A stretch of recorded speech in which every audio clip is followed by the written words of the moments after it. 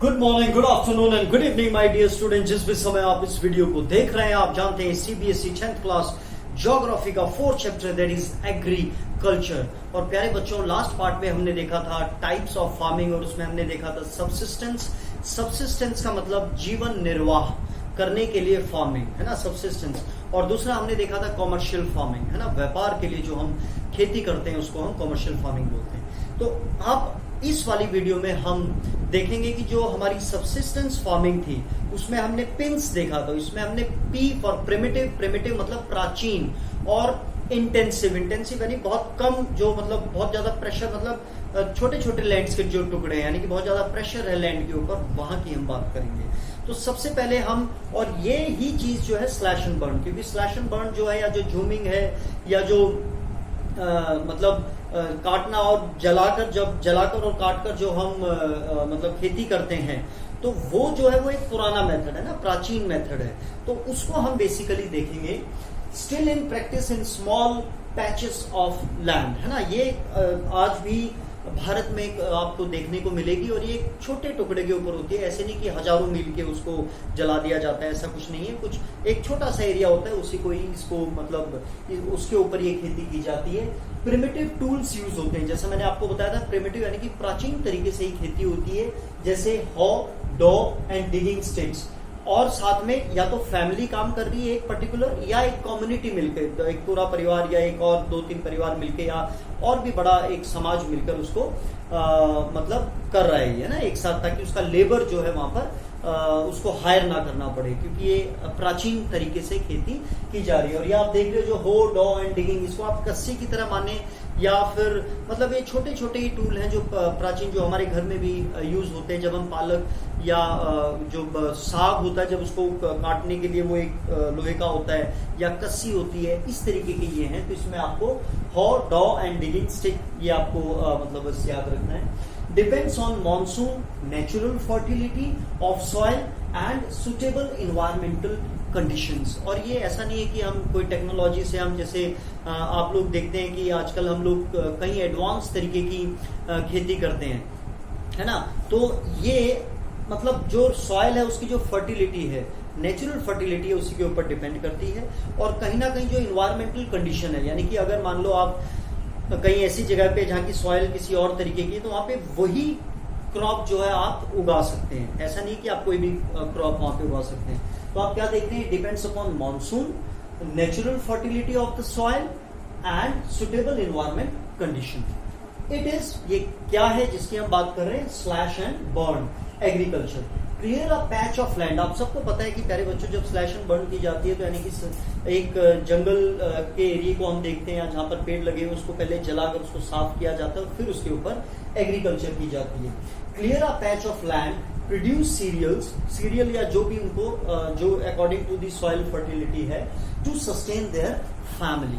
प्यारे बच्चों, सब्सिस्टेंस का ही मतलब होता है जीवन निर्वाह के लिए की गई खेती। तो वो उनके परिवार को सस्टेन करने के लिए वो क्रॉप को वो उगाते हैं। व्हेन सॉइल फर्टिलिटी डिक्रीजेज, यानी कि 4-5-6 साल के बाद ये नेचुरल प्रोसेस है कि जो आप वहां पे उगा रहे हैं, तो उसके कारण जो उन प्लांट्स को फर्टिलिटी जो उसको चाहिए वो सारी कंज्यूम कर लेती है, तो धीरे धीरे वो डिक्रीज हो जाती है। उसके बाद वो क्या करते हैं, नेक्स्ट जगह को ढूंढते हैं उसको, फिर वो अगेन स्लैश एंड बर्न के थ्रू फिर उस पर अपनी दोबारा से जो क्रॉप प्रोडक्शन करते हैं। When the soil fertility decreases, the farmers shift and clear a fresh patch.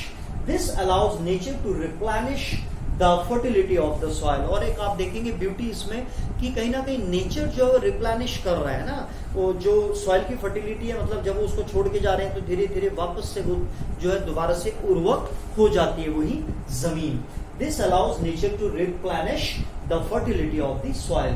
Productivity is low as no use of fertilization and modern inputs. अब यहाँ पर आप अंदाजा इससे लगा सकते हैं, मतलब ये सारी चीजें जो है इंटरलिंक्ड है, क्योंकि प्राचीन तरीकों से कहीं ना कहीं काम हो रहा है, कोई मॉडर्न टेक्नोलॉजी यूज नहीं हो रही है, कोई बायोकेमिकल फर्टिलाइजेशन यूज नहीं हो रहा है। तो इसकी वजह से जो प्रोडक्शन है वो प्रिमिटिव जो फार्मिंग है, सब्सिस्टेंस फार्मिंग है, वहां पर प्रोडक्शन एज कंपेयर टू जब हम मॉडर्न टेक्नोलॉजी यूज करते हैं वो कम होती है। ठीक है, तो ये हमने देखा जो इसके अंडर में आता है, प्रिमिटिव के अंडर में, है ना।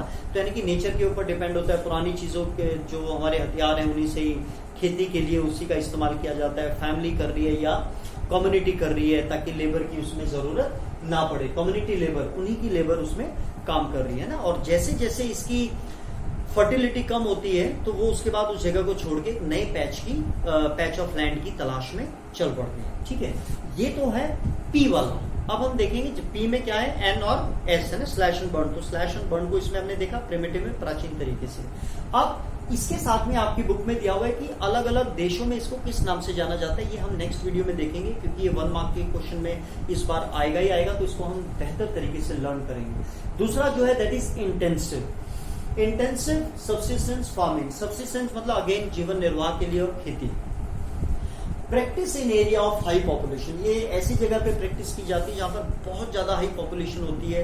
इससे आप अंदाजा लगा सकते हो कि वहां पर लैंड की जो क्या स्थिति होती होगी कि उससे बहुत ज्यादा डिमांड होती होगी कि भाई वहां पे ज्यादा प्रोडक्शन होता कि ज्यादा लोगों का पेट भर सके। Labour intensive farming where high doses of biochemical inputs and irrigation are used. अब यहाँ पर क्या है कि मतलब लेबर इंटेंसिव है और यहाँ पर बायोकेमिकल फर्टिलाइजर्स काफी यूज की जाती है, केमिकल फर्टिलाइजर यूज की जाती है ताकि उसकी जो प्रोडक्टिविटी है उसको सस्टेन कर सकें। तो कितना प्रेशर कहीं ना कहीं सॉइल के ऊपर रहता होगा। और ऐसा क्यों है, राइट ऑफ इनहेरिटेंस, जैसा मैंने बताया था, मैं हूं, मेरे 5 बच्चे हैं, तो उनके अंदर वो लैंड डिवाइड हो जाएगी, उसके बाद उनके सबके बच्चे होंगे तो फिर वो लैंड जो है डिवाइड हो जाएगी। तो कहीं ना कहीं लैंड जो है वो काफी कम बचती है, leading to division of land. Maximum output from limited land. अब मतलब अब उनको चाहिए तो क्योंकि उनके पास कोई और alternative, in the absence of alternative source of livelihood, क्योंकि उनके पास कोई और ना वो पढ़े लिखे हैं इतने, ना उनके पास कोई नौकरी है, तो इसलिए उनको उसी के ऊपर डिपेंड कहीं ना कहीं रहना पड़ता है ना, उसी स्मॉल पैच ऑफ लैंड के ऊपर। तो इस वजह से वो कहीं ना कहीं उसी लैंड से कहीं ना कहीं मैक्सिमम आउटपुट की डिमांड रखते हैं। Thus there is a enormous pressure on agricultural land. और इससे हम कहीं ना कहीं देखते हैं कि जो वो लैंड है उसके ऊपर बहुत ज्यादा एक प्रेशर आ जाता है कि भाई उसको इतना जो है प्रोडक्शन देना होता है, उसके ऊपर इतनी केमिकल, बायोकेमिकल फर्टिलाइजर्स और इरिगेशन यूज होती है ना। तो अब हम देखते हैं प्यारे बच्चों आपकी बुक क्या कहती है। Primitive subsistence farming, this type of farming is still practiced in few pockets of India. Primitive subsistence agriculture is practiced on small patches of land with the help of primitive यानी कि प्राचीन tools like hoe, daw and digging sticks and family या community labor, यानी कि उसमें जो काम करने वाले या तो फैमिली के मेंबर्स हैं या कम्युनिटी के। This type of farming depends upon the monsoon, natural fertility of the soil and suitability of other environmental conditions to the crop grown. It is a slash and burn, क्योंकि हम यहाँ पे जो herding वाला है, nomadic herding, उसकी बात नहीं कर रहे हैं, किसकी बात कर रहे हैं, slash and burn agriculture. Farmers clear a patch of land and produce cereals and other food crops to sustain their family. When the soil fertility decreases, the farmers shift and clear a fresh patch of land for cultivation.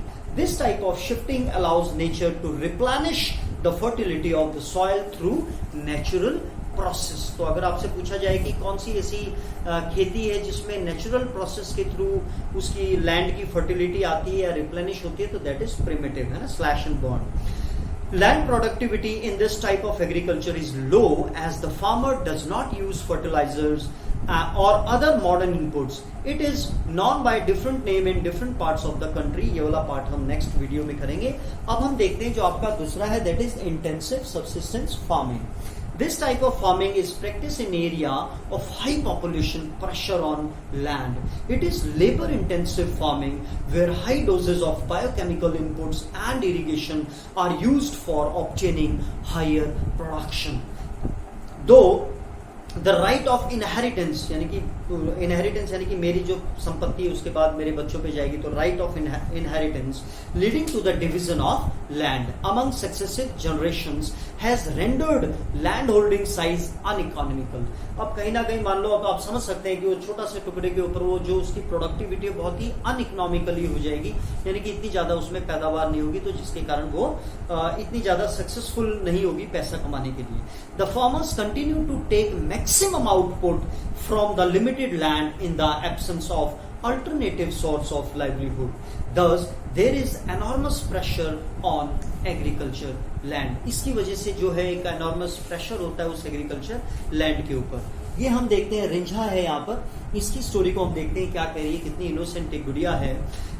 Rinjha lived with her family in a small village at the outskirts of Diphu इन असम. दीफू एक जगह है असम में. Outskirt यानी कि उसके outskirt पे, यानी कि उसके कॉर्नर पे है ना. आउटस्कर्ट्स बोलते हैं कि एक मेन सिटी के जो साइड वाला जो एरिया होता है, outskirts. She enjoys watching her family members clearing, slashing and burning a patch of land for cultivation.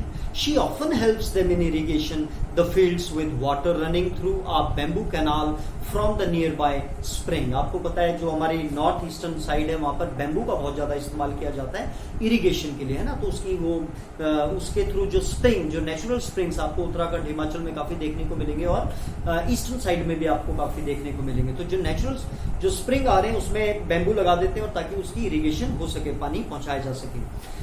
Through a bamboo canal from the nearby spring. She loves the surrounding and wants to stay here as long as she can. But this little girl has no idea about the declining fertility of the soil and her family's search for fresh patch of land in the next season. और उस प्यारी बच्ची को ये नहीं पता है, क्योंकि अभी अभी वो बड़ी हो रही है, वो देख रही है, उसको बहुत अच्छा लग रहा है, लेकिन उसको इस टेंशन का नहीं पता है कि उसकी फैमिली को अब जैसे यहाँ पर फर्टिलिटी डिक्लाइन हो जाएगी तो उसको एक नई पैच ऑफ लैंड की सर्च में जाना पड़ेगा.